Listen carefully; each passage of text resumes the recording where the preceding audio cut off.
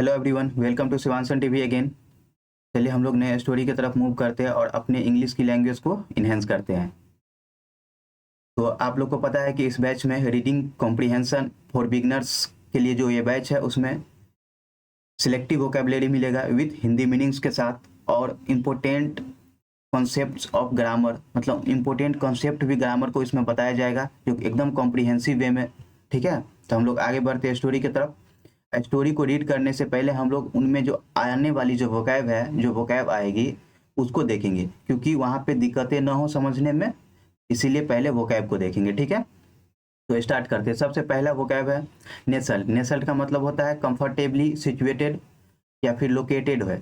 मतलब comfortably situated है, स्थापित है या लोकेटेड है, दोनों का मतलब क्या होता है? स्थापित। सिचुएटेड है या लोकेटेड है, कंफर्टेबली स्थापित है, उसी को बोलते हैं नेसल्ट है, मतलब पनाह देना, पनाह दिया हुआ है। जैसे एग्जाम्पल देख लेते हैं, और small village nestled between green hills, मतलब छोटा गांव है, ठीक है, वो स्थापित है बिटवीन किसके बीचों में? ग्रीन हिल्स के बीच में। जो ग्रीन जो है, हरे भरे जो पहाड़ियों हैं उनके बीचों में एक छोटा सा गांव नेसल्ड है, स्थापित है, सिचुएटेड है, लोकेटेड है। चलिए नेक्स्ट चलते हैं। फ्रस्ट्रेटेड। फ्रस्ट्रेटेड का मतलब होता है फीलिंग अपसेट या फिर annoyed due to inability to achieve something. मतलब फ्रस्ट्रेटेड है, हताश है, निराश है। अगर हिंदी में इसको बोलेंगे तो हताश या निराश बोलेंगे। मतलब कुछ न पाने की वजह से वो क्या है? निराश है, हताश है। जो अचीव करना चाहिए, कुछ इनएबिलिटी, अयोग्यता के कारण वो अचीव नहीं कर पाया है। ठीक है, इसके लिए वो क्या है? हताश है, निराश है, उसी को फ्रस्ट्रेटेड बोलेंगे। ठीक। टायरलेसली। टायरलेसली का मतलब होता है अथक, बिना थके हुए काम करना, अथक होता है, अथक प्रयास होता है उसका। विथ ग्रेट एफर्ट हो गया, या फिर विदाउट गिव अप, बिना गिव अप किए हुए वो करते ही जा रहे हैं, मतलब अथक है वो, टायरलेसली। प्रायोरिटीज का मतलब होता है प्राथमिकता देना। ठीक है, हिंदी में उसको बोलेंगे प्राथमिकता देना। जैसे स्टूडेंट के लिए सबसे पहली प्राथमिकता क्या होती है? पढ़ाई। ठीक है, जो वर्कर होते हैं, जो काम करने वाले होते हैं, उसके लिए पहली प्रायोरिटीज क्या होती है? उनकी काम। ठीक है, तो वही होती है प्रायोरिटीज। टू अरेंज करना या डील करना with in order of importance, मतलब पहली इम्पोर्टेंस किसको आप दे रहे हैं वो। चलिए रिवार्ड। रिवार्ड का मतलब होता है give up something in return for effort और अचीवमेंट्स। रिवॉर्ड मतलब इनाम होता है, टू गिव समथिंग, कुछ देना, इन रिटर्न फॉर एफर्ट, आप जो एफर्ट लगाए हैं, जो काम किए हैं या अचीव किए हैं, उसके बदले में आपको वो दिया गया है। ठीक है, तो उसी को रिवॉर्ड बोलेंगे, इनाम बोलेंगे। ठीक है, चलिए नेक्स्ट चलते हैं। Sleep away. स्लीप अवे का मतलब होता है खिसकना। स्लीप अवे मतलब खिसकना या तेजी से बढ़ते चलना, मतलब खिसकते चलना, आगे बढ़ते चलना, उसी को बोलेंगे स्लीप अवे। ठीक है, गिव अप। गिव अप का मतलब होता है त्यागना या छोड़ना। यहाँ पे भी गिविंग अप था, यही। तो गिव अप का मतलब क्या होता है? त्यागना या छोड़ना। चलिए ब्लिंक। ब्लिंक का मतलब होता है पलक झपकना या झिलमिलाना। ब्लिंकिंग करना मतलब पलक झपकाना या ब्लिंकिंग, झिलमिलाना। ठीक है, चलो तो स्पीड में उसको एक बार फिर से रिवाइज कर लेते हैं। नेसल मतलब पनाह देना, फ्रस्ट्रेटेड मतलब हताश या निराश, टायरलेसली मतलब होता है अथक, प्रायोरिटीज मतलब होता है प्राथमिकता, रिवार्ड मतलब होता है इनाम, स्लीप अवे मतलब होता है खिसकना, गिव अप मतलब त्यागना या छोड़ना, ब्लिंक मतलब पलक झपकना या झिलमिलाना। चलिए अब स्टोरी की तरफ मूव करते हैं। सबसे पहले हम लोग स्टोरी को अच्छे से समझेंगे, रीड करेंगे, और उसके बाद ग्रामर के कॉन्सेप्ट को भी देखेंगे। चल, तो क्लॉक मेकर्स लेसन। ये क्लॉक मेकर्स जो घड़ी बनाने वाली की जो लेसन के बारे में, आज ये जो लेसन है, आज की लेसन, वो घड़ी जो रिपेयर करते हैं उनके बारे में है, और समय के बारे में है कि समय का जो है वो सही उपयोग कैसे करना चाहिए और समय बर्बाद नहीं करना चाहिए। चलिए शुरू करते हैं। इन अ स्मॉल विलेज, एक छोटा सा गांव में, नेसल्ड बिटवीन ग्रीन हिल्स। चलिए, इन अ स्मॉल विलेज, एक छोटे से गांव में, जो बिटवीन, जो इस स्थापित था, ग्रीन हिल्स, जो हरे भरे जो पहाड़ियों थे उसके बीचों में वो स्थापित थे गांव। वो लिव्ड, वो रहते थे। कौन रहते थे? एक छोटा से गांव में। An old clock maker named mister Herald.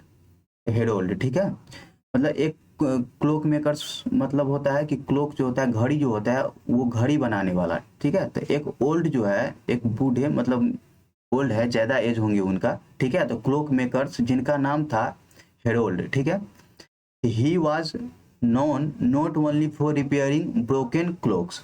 कह रहा है कि वो सिर्फ जाना इसलिए नहीं जाता था कि वो ब्रोकन जो टूटा हुआ जो क्लॉक्स या घड़ी है उसको रिपेयर कर रहे हैं, ठीक है, बट ऑल्सो वो इसके लिए भी जाने जाते थे फॉर हिज वाइज वर्ड्स। उनकी जो वर्ड्स होती थी, उनकी जो शब्द होती थी, वो एकदम वाइज होती थी, बुद्धिमत्ता वाला शब्द होते हैं। ये नहीं उठ पुट के आए और कुछ भी बोल दिए, ठीक है, वैसा वर्ड नहीं है, कुछ सोच समझ के बोलना, क्या बोलना। भले ही क्लॉक मेकर थे, वो भले ही घड़ी ठीक करने वाले थे, लेकिन उसके लिए ही उसको नहीं जाना जाता था, वो जाना जाते थे बल्कि उसके वाइज वर्ड्स के लिए, ठीक है। वन डे, एक दिन, एक यंग मैन नेम्ड, जिसका नाम था थॉमस, ठीक है, केम टू हिज शॉप, वो आया किसके शॉप पे, वो जो क्लॉक मेकर्स थे उनके शॉप पे वो आए, जिनका नाम थॉमस था। फ्रस्ट्रेटेड, अब वो बहुत ही फ्रस्ट्रेटेड थे, बहुत ही हताश थे, बहुत ही निराश थे। Why does time always sleep away, Thomas saved. वो थॉमस जो थे, जो बहुत ही हताश निराश थे, जो उनके शॉप पे आए थे क्लॉक मेकर्स के, वो उनका नाम थॉमस था। थॉमस ने पूछा क्लॉक मेकर से कि why does time always sleep away, इस समय इतना तेजी से क्यों बीतती है या क्यों खिसकती रहती है, ठीक है, समय क्यों खिसकती है, मतलब समय कभी भी रुकते हुए समय को नहीं देखेंगे, हमेशा सेकेंडों दर सेकेंड वो खिसकती रहती है। तो वही पूछे कि why does time always sleep away, इस समय जो है क्यों हमेशा खिसकती है। थॉमस ने पूछा उस क्लॉक मेकर से। I never seem to have enough of it, I never seem, मुझे ऐसा कभी प्रतीत नहीं हुआ है, I never seem to have enough of it, ये बहुत ही ज्यादा है या बहुत ही ज्यादा तक वो ठहरा है, रुका है, ठीक है। चलिए आगे बढ़ते हैं। Mister Harold smiled gently, mister Harold जो है वो स्माइल किया, मुस्कान दिए, जेंटली, धीरे से, कोमलता से वो क्या किए, एक स्माइल दिए। एंड हैंडेड, और उसके हाथ में, हैंडेड ही मतलब उसको हैंड, हाथ में उसे एक ब्रोकन पॉकेट वॉच दिए, एक टूटा हुआ पॉकेट वॉच घड़ी दिए, ठीक है। ही सेड, ही मतलब क्लॉक मेकर ने कहा, फिक्स दिस, कि उसको फिक्स करो, क्योंकि टूटा हुआ उसको घड़ी दिया था कि लो टूटा हुआ घड़ी और इसको फिक्स करके दिखाओ हमको, ठीक है। And you might find your answer, और तुम्हें तुम्हारा आंसर मिल सकता है। तुम जो पूछे हो कि टाइम क्यों इतना जल्दी से खिसकता है, तुम्हें खुद ये आंसर मिल जाएगा। यू मैट फाइंड, तुम्हें मिल सकता है, योर आंसर, तुम्हारा आंसर, ठीक है, इसके फिक्स करके दिखाओ टूटा हुआ घड़ी को।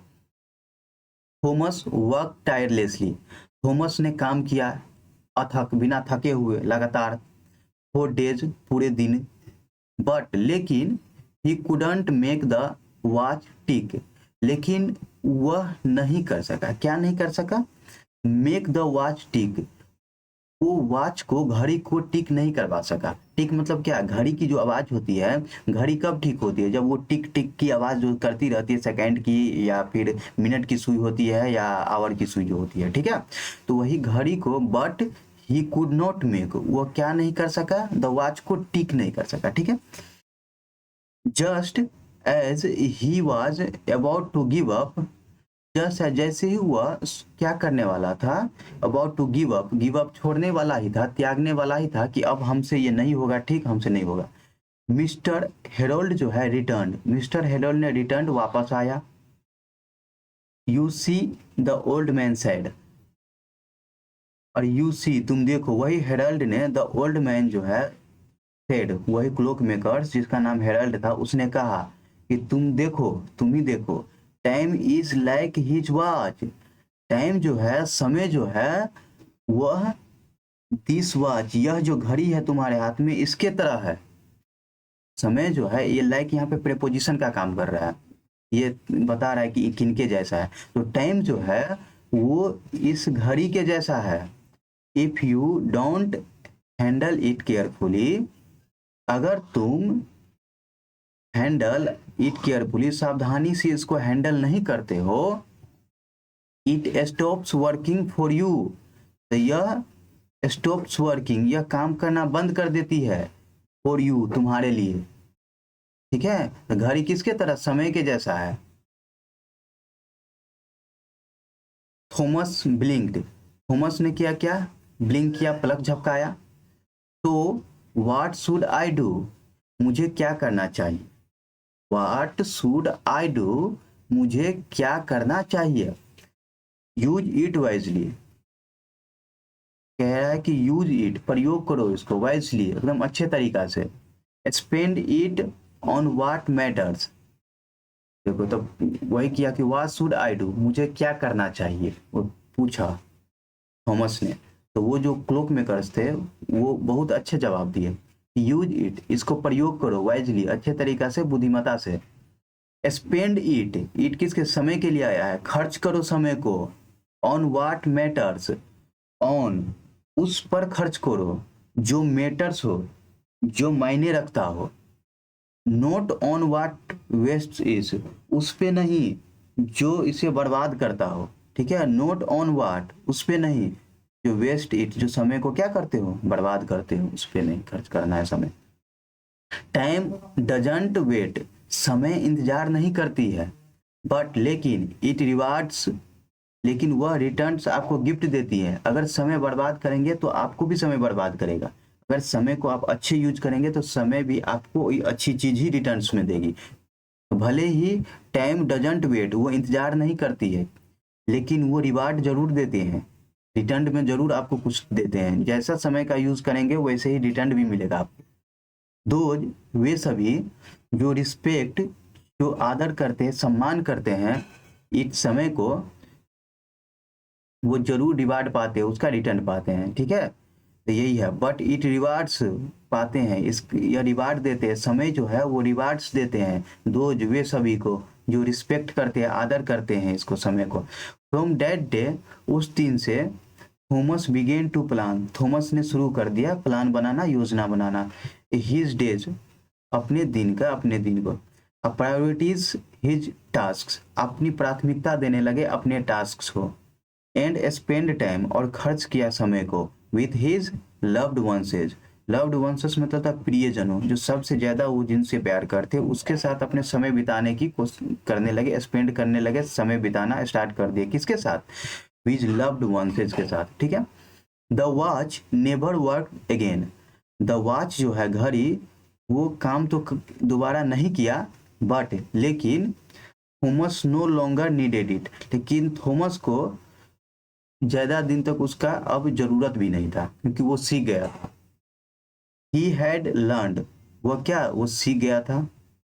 To value, value every moment, हर एक पल की, हर एक क्षण की जो वैल्यू क्या होती है वो सीख गया था। तो उसको अब उस घड़ी की जरूरत भी नहीं थी, वो घड़ी तो एक सीख के लिए उसको दिया गया था कि उसको ठीक करके दिखाओ, होगा नहीं। तो यही है, समय एक घड़ी के जैसा है, तो उसके लिए उसको वो घड़ी दिया गया था। तो अब उनकी जरूरत भी नहीं थी, उनके थॉमस के पास नहीं भी रहेगा तो चलेगा, क्योंकि वो ये चीज सीख गया था, लर्न टू वैल्यू करना एवरी मोमेंट के, लाइफ की जो एवरी मोमेंट होते हैं उसको।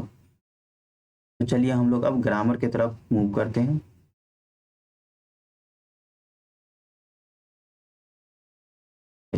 देखिए यहाँ से हम लोग नॉट ओनली और बट अल्सो के बारे में पढ़ेंगे।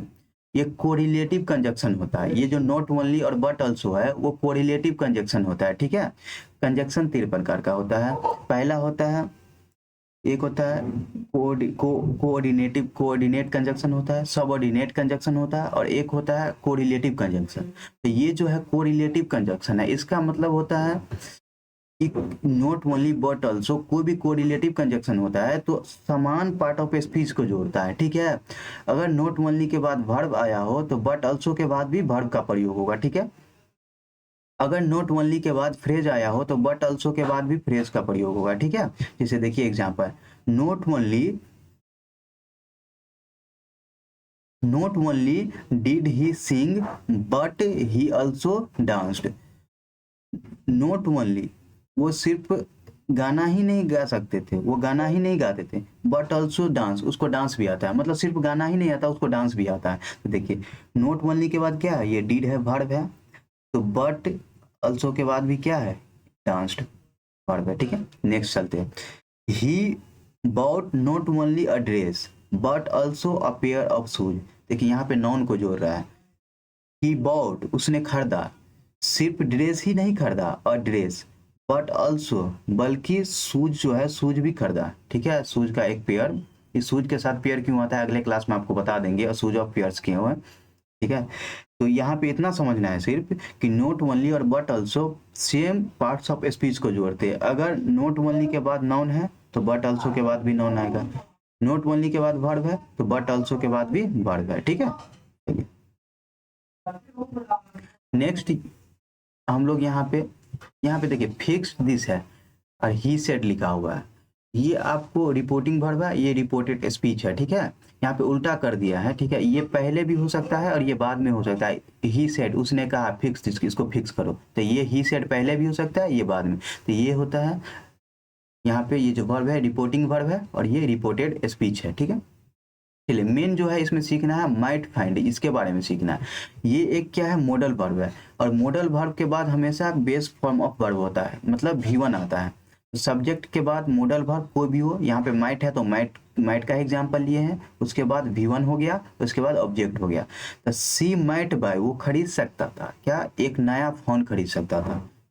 उनको अगर पैसिव में यूज करेंगे तो सब्जेक्ट हो जाएगा, माइट हो जाएगा, फिर बी हो जाएगा, वर्ब का थर्ड फॉर्म ऑफ वर्ब हो जाएगा, इसके बाद ये एजेंट हो जाएगा। ठीक है, ये सब्जेक्ट ऑब्जेक्ट बन जाता है और ऑब्जेक्ट सब्जेक्ट बन जाता है जब उसका पैसिव बनाते हैं तो। ठीक है, तो a new phone might be bought, वो खरीदा जा सकता था बाय हर, उसके द्वारा। ठीक है, चलिए यहाँ पे कुछ समझने की बात यह है कि पिछले क्लास में आप लोग को बताए थे कि स्टॉप जो होता है उसके बाद आईएनजी फॉर्म आता है, जिरंड आता है, और बिगेन के बाद जो होता है, दोनों का मतलब क्या होता है, बिगेन मतलब शुरू करना, स्टॉप मतलब रोकना, लेकिन ये दोनों में अंतर ये है कि स्टॉप के बाद ये जो है आईएनजी फॉर्म आता है, लेकिन बिगेन के बाद 2+V1 इन्फिनेटिव आता है। चलिए नेक्स्ट में देखेंगे हम लोग। देखिए यहाँ पे बिगेन टू लिखा हुआ है, बिगेन टू से क्या समझे कि यहाँ पे बिगेन के बाद 2+V1 आएगा, इन्फिनेटिव आएगा, और स्टार्ट रहेगा तो जिरंड आएगा। वो पिछले क्लास में बताया, थोड़ा सा रिवाइज करवा दिया आप लोग को।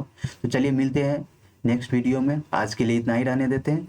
और आप लोग को अगर समझ में आया तो कमेंट जरूर करेंगे, और सेशन को लाइक करेंगे, शेयर करेंगे, और अपने दोस्तों के बीच में इसको शेयर करेंगे। तो थैंक यू सो मच, धन्यवाद, जय हिंद।